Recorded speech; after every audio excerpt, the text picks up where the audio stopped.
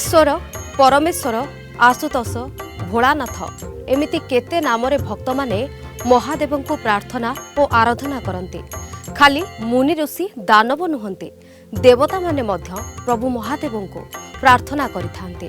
समस्त देवंक ईश्वर सी सेथिपाई त्रेता जुगरे विष्णुक अवतार प्रभु श्रीराम महादेव को तपस्या करथिले आ संतुष्ट होई महादेव ज्योतिर्लिंग रूपे आविर्भूत होइथिले। रामशंकरंकर मिलन होइथिला। श्री रामेश्वर नामरे ख्यात एही धार्मिक क्षेत्र प्रतिटी हिंदुंक पई प्रातः स्मरणीय।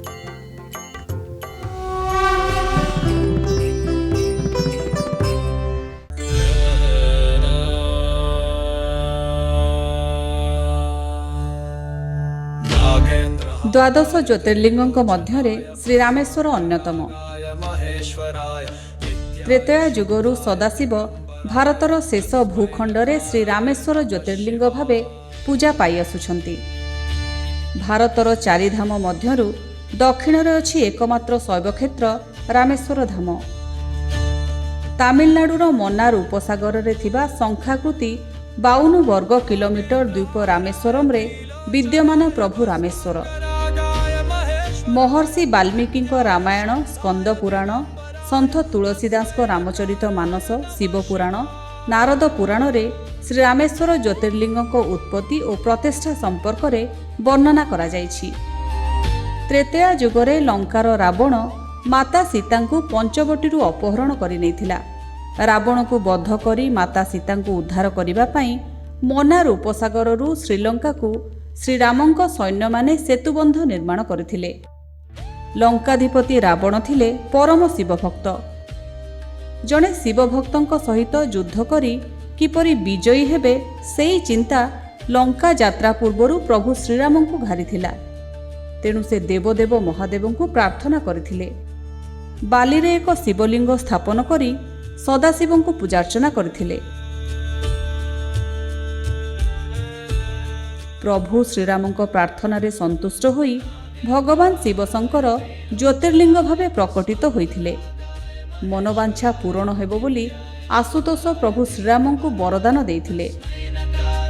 राम ईश्वरंक मिलन होइथिबारु स्थानर नाम रामेश्वरम नामरे परिचित हेला।